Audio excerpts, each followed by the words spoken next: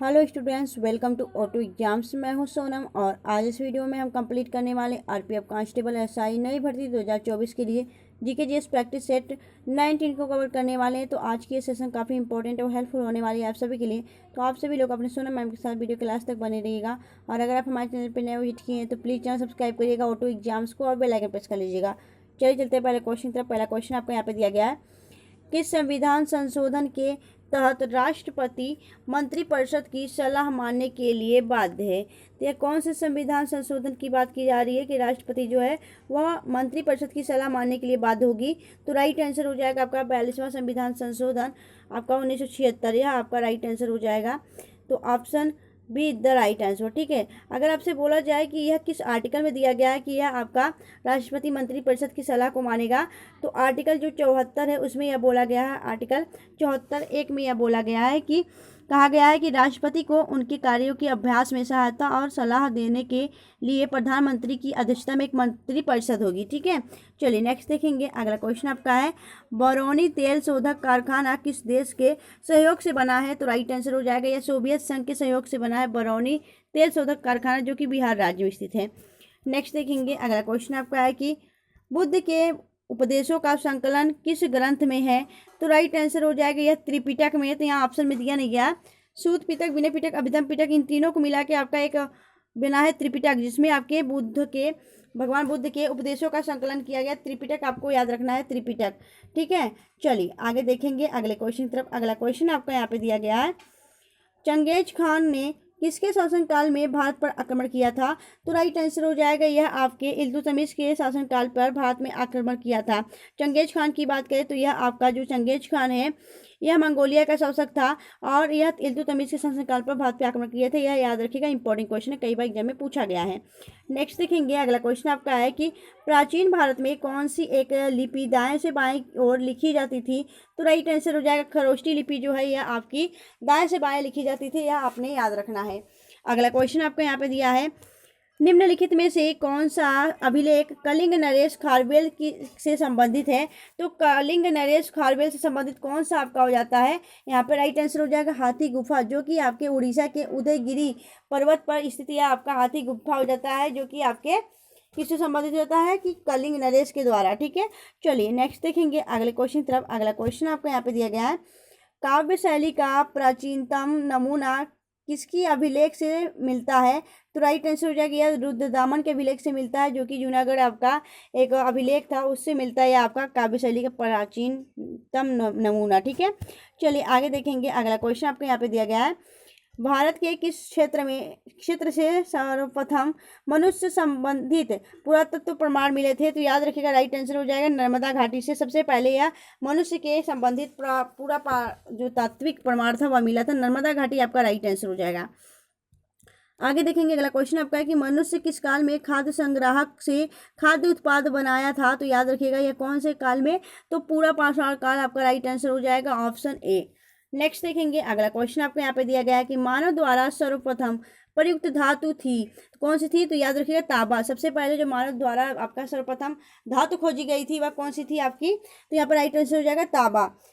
Next देखेंगे अगले question तरफ। अगला क्वेश्चन आपका है कि हिंद महासागर में सबसे छोटा द्वीप कौन सा है। तो राइट आंसर हो जाएगा आपका यहाँ पे राइट आंसर हो जाएगा मालदीव। मालदीव की बात करें तो मालदीव या हिंद महासागर का सबसे छोटा द्वीप हो जाता है।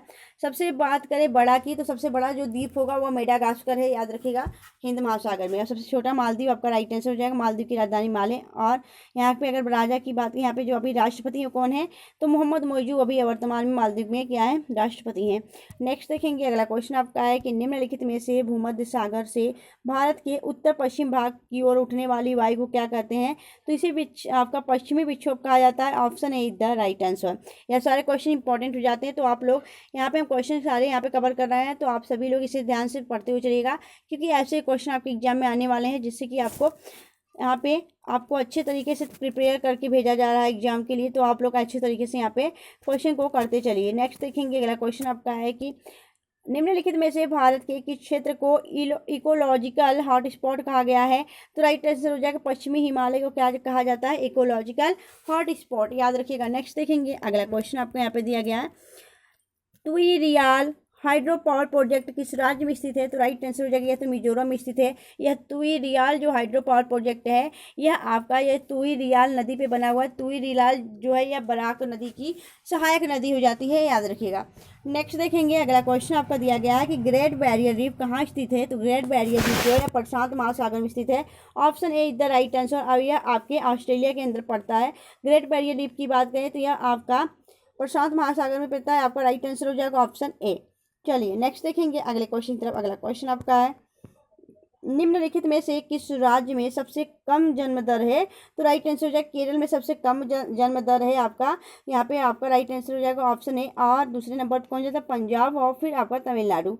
आगे देखेंगे अगला क्वेश्चन आपका है कि कौन सा देश पाक जल संधि और मन्नार की खाड़ी से बना समुद्र की एक संकीर्ण चैनल द्वारा भारत से अलग किया गया है? तो राइट आंसर हो जाएगा आपका Sri Lanka. Sri Lanka is the right answer. चलिए नेक्स्ट देखेंगे हम अगले क्वेश्चन तरफ। अगला क्वेश्चन आपको यहाँ पे दिया गया है भारत में गैंडे का प्राकृतिक आवास है? तो राइट आंसर हो जाएगा काजीरंगा नेशनल पार्क जो कि असम के अंदर है। यह एकमात्र गैंडे के लिए प्रसिद्ध आपका एक नेशनल पार्क हो जाता है। Option C is the right answer. आगे देखेंगे अगला क्वेश्चन आपको यहाँ पे दिया गया तिब्बत में सांगपो डैश के लिए एक नाम है।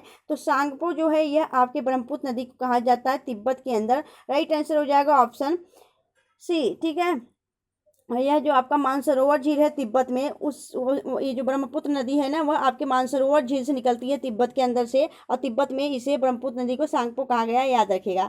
और अरुणाचल प्रदेश में क्या कहा गया? अरुणाचल प्रदेश में दिहांग। और आपके असम में इसे ब्रह्मपुत्र नाम दिया गया। और बांग्लादेश में इसे जमुना के नाम से जाना जाता है। इसके कई विभिन्न नाम हैं। नेक्स्ट देखेंगे अगला क्वेश्चन आपका है कि भारत का सबसे बड़ा वनस्पति संग्रहालय डैश में स्थित है? तो कहाँ पे स्थित है यह सबसे बड़ा वनस्पति संग्रहालय?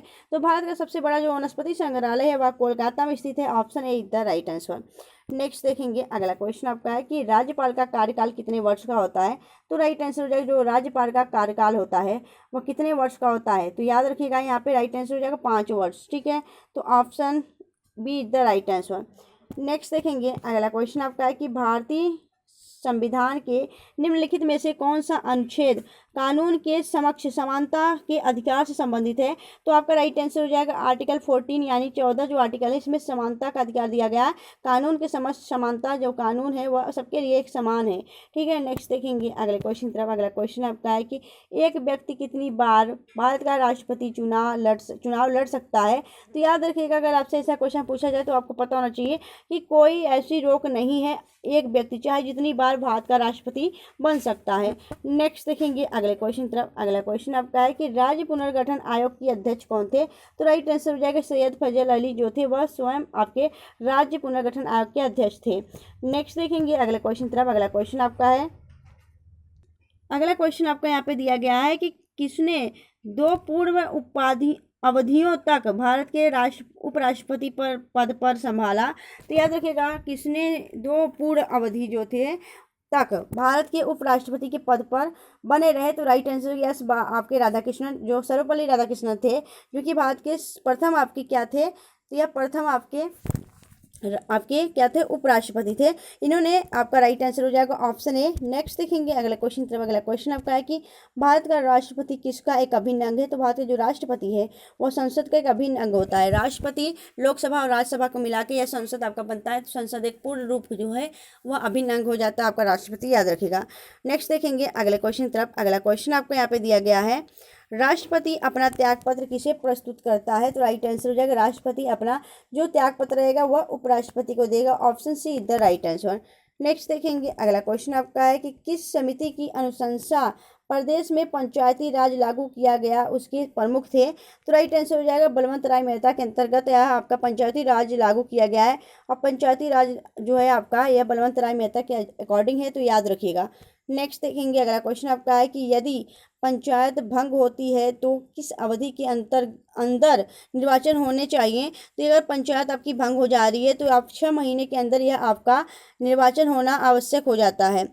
नेक्स्ट देखेंगे अगला क्वेश्चन आपका है कि निम्नलिखित में से कौन सा निजी स्वतंत्रता का एक आधार है? तो बंदी प्रत्यक्षीकरण जो है यह एक निजी स्वतंत्रता का अधिकार हो जाता है। और यह बंदी प्रत्यक्षीकरण कौन लागू करता है? यह सुप्रीम कोर्ट के द्वारा लागू किया जाता है, याद रखिएगा। अगर आपसे बोला जाए कि यह क्या है, तो यह एक ऐसा आपका नियम है जो स्वतंत्रता का एक अधिकार हो जाता है। तो बंदी प्रत्यक्षीकरण के द्वारा आपका यह निजी स्वतंत्रता का अधिकार हो जाता है, जो कि सुप्रीम कोर्ट के द्वारा यह आपका लागू किया जाता है। तो आपका राइट आंसर हो जाएगा ऑप्शन बी। यहाँ पे हमने 30 क्वेश्चन आपकी आरपीएफ एसआई और कांस्टेबल के लिए डेली कवर करते हैं इसी टाइम पे, तो आप लोग जरूर किया करिए। और आज की क्लास कैसी लगी आप हमें कमेंट सेक्शन में कमेंट करके जरूर बताइएगा, अपने फीडबैक जरूर दिया करिए। तो मिलेंगे आपसे नेक्स्ट वीडियो में ऐसे बेस्ट कंटेंट के साथ। तब तक के लिए bye bye and thanks for watching, keep smiling.